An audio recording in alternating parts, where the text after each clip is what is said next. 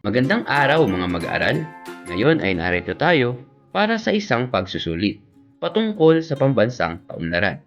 Ito ay susukat ng inyong nalaman, naintindihan o naunawaan patungkol sa paksa. Handa ka na ba? Tara! Para sa unang katanungan, alin ang pinakamalapit na kahulugan ng pag-unlad? A. Biglaang pagyaman. B. Pagbabago tungo sa mas mataas na antas ng pamumuhay. C. Pagdami ng populasyon. D. Pagtaas ng buwis. Alin ang pinakamalapit na kahulugan ng pag-unlad? A. Biglaang pagyaman. B. Pagbabago tungo sa mas mataas na antas ng pamumuhay. C. Dami ng populasyon. E. Taas ng buwis. Ang tamang kasagutan ay letter B. Pagbabago tungo sa mas mataas na antas ng pamumuhay. Kalawang katanungan, sino ang nagbigay diin na ang pag-unlad ay isang progresibo at aktibong proseso? A. Amartya Sen. B. Todaro. C. Smith. D. Fajardo. Sino ang nagbigay diin na ang pag-unlad ay isang progresibo at aktibong proseso? A. Amartya Sen. B. Todaro. C. Smith. D. Fajardo. Ang tamang sagot ay letter D. Fajardo. Tatlong katanungan. Ano ang pangunahing focus ng tradisyonal na pananaw sa pag-unlad? A. Kalayaan ng tao. E. Income per capita. C. Edukasyon. D. Kalusugan. Ano ang pangunahing focus ng tradisyonal na pananaw sa pag-unlad? A. Kalayaan ng tao. B. Income per capita. C. Edukasyon. D. Kalusugan. Ang tamang sagot ay letter B. Income per capita. Ika-apat na katanungan.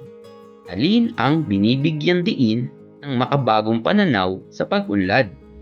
A. Kita lamang ng bansa. B. Paglago ng populasyon. C. Malawakang pagbabago sa sistemang panlipunan. At D. Dami ng produkto. Alin ang binibigyan diin ng makabagong pananaw sa pag-unlad? A. Kita lamang ng bansa. B. Paglago ng populasyon. C. Malawakang pagbabago sa sistemang panlipunan. At D. Pagdami ng produkto. Tamang sagot ay letter C. Malawakang pagbabago sa sistemang panlipunan. Ikalimang katanungan. Alin ang hindi kabilang sa salik ng pagsulong ng ekonomiya? A. Yamang tao. B. Kapital. C. Teknolohiya. At D. Koneksyon. Alin ang hindi kabilang sa salik ng pagsulong ng ekonomiya? A. Yamang tao. B. Kapital. C. Teknolohiya. At E. Koneksyon. Tamang sagot ay letter D. Koneksyon. Ka-anim na katanungan. Ano ang pananda ng HDI para sa kalusugan? A. Literacy rate. B. Life expectancy. C. Income per capita. D. Employment rate.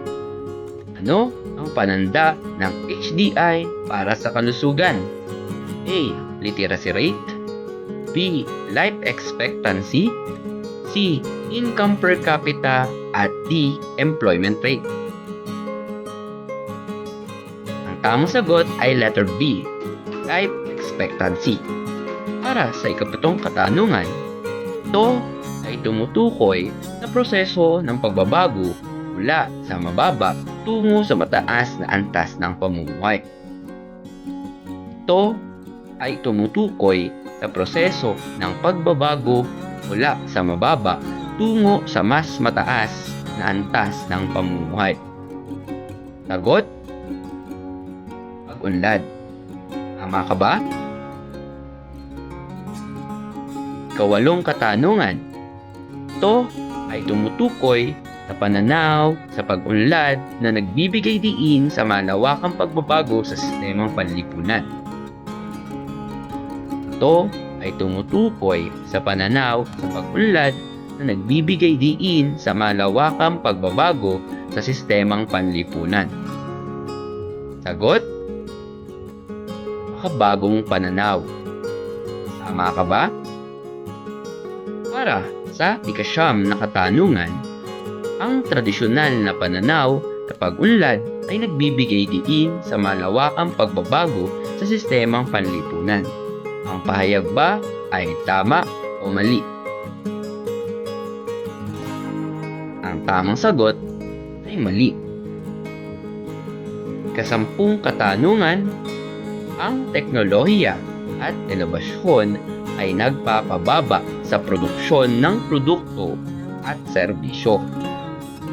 Ang teknolohiya at inobasyon ay nagpapababa sa produksyon ng produkto at serbisyo.